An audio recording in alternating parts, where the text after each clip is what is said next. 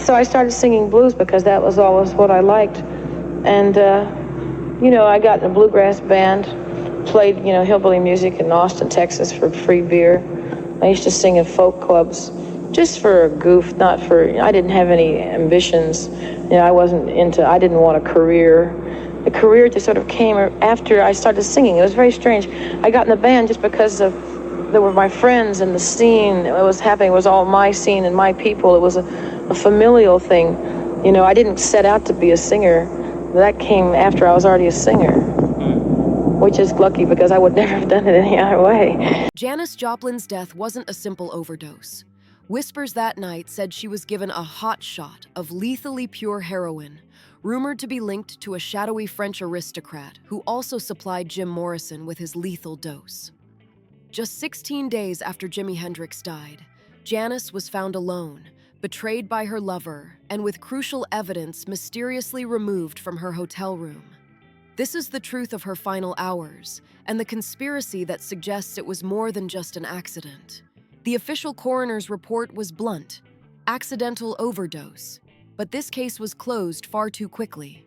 The heroin that stopped her heart was 40 to 50% pure, a strength no user could survive.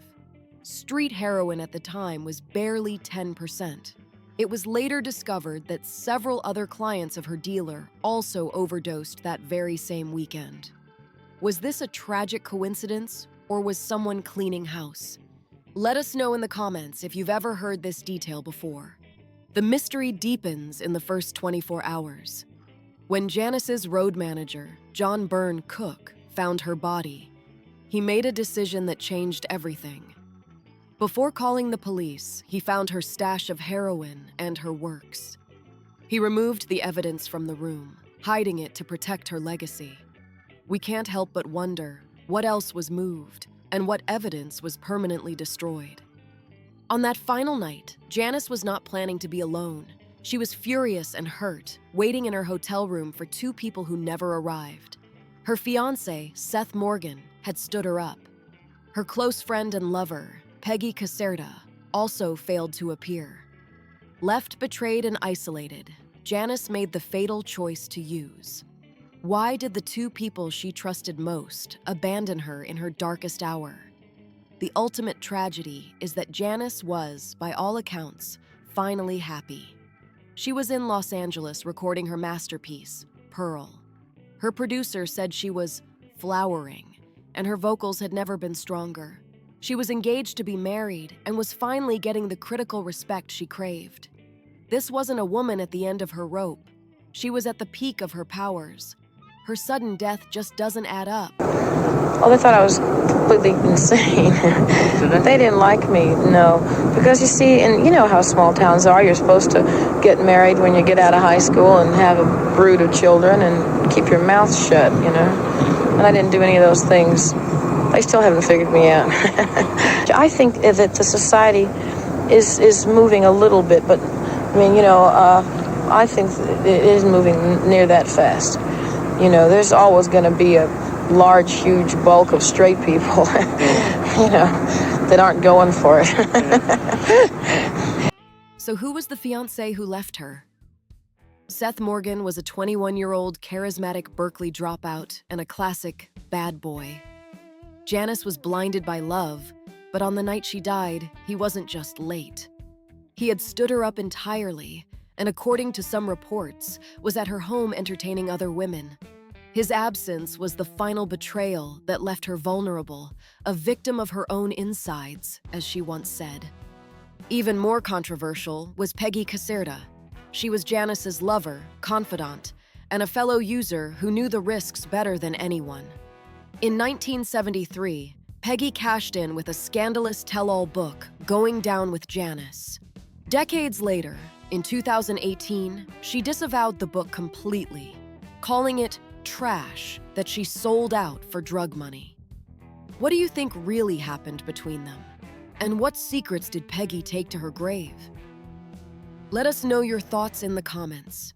To understand the paranoia of 1970, you must know what happened just 16 days earlier. On September 18th, Jimi Hendrix choked to death in London. also at 27, under his own cloud of mystery and terrifying hidden truths. His death devastated Janis. It felt like a prophecy to her. The 27 Club wasn't a legend yet. It was a curse unfolding in real time. And Janis reportedly told her bandmates she was afraid she was next. Janis ran in a world of combustible gods, and no one was more combustible than Jim Morrison. At a party, a drunken Morrison made advances and became lewd. Janis, never a damsel in distress, allegedly smashed a bottle of Southern Comfort right over his head, knocking him out cold. Morrison was so impressed he later called her a great woman. This chaotic, violent world was the new normal for rock royalty. The heroin that killed Janis was part of a lethally pure batch that caused a string of overdoses in LA that weekend. But who was the source? This is where the conspiracy points to one of rock's most shadowy figures, Jean de Breteuil, a French aristocrat and notorious dealer to the stars. His clients included rock royalty like Keith Richards. While de Breteuil wasn't Janis's street dealer, theories have long claimed he was the one who imported that deadly hotshot batch. And here's where the rock lore gets darker. Just 9 months later, de Breteuil was in Paris with his girlfriend, Marianne Faithfull, on the very night Jim Morrison died of an overdose. De Breteuil fled the country immediately. Coincidence or a deadly connection that links the fate of two rock gods? Let us know what you think down below. When you combine a batch of heroin with such deadly purity, a string of other overdoses from the same dealer, and the alleged source, the aristocrat Jean de Breteuil, fleeing LA immediately after, the accident theory starts to look thin. Was this a hot shot, a dose deliberately made lethal? Was Janis getting too messy or too powerful? Or was this dealer just the most criminally negligent man in rock and roll history? We also can't ignore the political climate. The FBI, under J. Edgar Hoover, was actively running COINTELPRO, a secret program to disrupt and neutralize counterculture figures. They had massive files on Hendrix and Morrison, terrified of their influence on the youth. While there is no direct file proving they targeted Janis, the paranoia was real. In a world of wiretaps and infiltration, the line between tragedy and conspiracy was impossibly blurred. Let's connect these dark threads. Janis is stood up by her fiancé and her best friend. She is left alone, angry, and desperate in her hotel room. A deadly batch of heroin, rumored to be sourced by the shady aristocrat also linked to Jim Morrison's death, finds its way into her hands. That same aristocrat then flees LA. Was Janis Joplin, the biggest female star in the world, simply left to die? But there is another, more heartbreaking truth. Janis herself was a woman who felt everything, a victim of her own insides, as she put it. She was lonely, insecure, and had a long-documented struggle with addiction. She reportedly told friends she'd never live to see 30. Was it a conspiracy? Or was her death, as one biographer wrote, a tragic accident that was 10 years in the making? The world was still reeling from Hendrix's death. When the news broke about Janis, it wasn't just a shock. It was confirmation that the party was over. The 1960s, with all its color, music, and hope, had officially died. It was the end of an era, and rock and roll had lost its queen. She was the second member of the 27 Club to die in less than 3 weeks. And what became of Seth Morgan, the man who stood her up? In a final telling act, Janis had updated her will just 2 days before she died. The man she thought she would marry was cut out completely. He inherited nothing. His life became a predictable spiral of drugs, crime, and scandal, far removed from the rock royalty he'd brushed against. He died in 1990 in a motorcycle crash, a tragic footnote to a much larger story.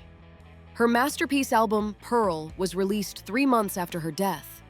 It was an immediate, massive success, but it's haunted. The album's most chilling track is the one she never got to sing. She was scheduled to record the vocals for Buried Alive in the Blues on October 5th, the day after she was found. Instead, her band left the track as a haunting, heartbreaking instrumental. What's your favorite song from the Pearl album? This might be the most Janis detail of all. In her will, she left one final, shocking provision. She set aside $2,500, a fortune in 1970, for a massive, no-holds-barred party for her friends. She wanted a wake to celebrate her life, not mourn her death. The invitations, sent out after she died, read simply, "Drinks are on Pearl." And the final, dark connection? 9 months later, in July 1971, that dealer to the stars, Jean de Breteuil, was in Paris. His friend Jim Morrison was found dead in a bathtub, also at 27. The only witness was Morrison's girlfriend, Pamela Corson. But the real connection is who de Breteuil was with. His own famous girlfriend, Marianne Faithfull. It is this couple who are widely believed to have supplied Morrison's fatal dose, and it was they who fled the continent for Morocco immediately after his death. De Breteuil himself died of an overdose just months later, taking all his secrets with him. So who killed Janis Joplin? Was it a hotshot from a French count? Was it a broken heart from a faithless fiancé? Was it the curse of the 27 Club? Or was it simply a lonely girl in a hotel room who needed a friend? The truth is, the mystery is her legacy. She was too big, too loud, and too real for a simple life. And she was far too powerful for a simple death. If you want to dive deeper into the mysteries of rock and roll, make sure you subscribe to our channel. Want to keep watching? Click one of the videos on your screen and continue taking a deep dive with us into rock history.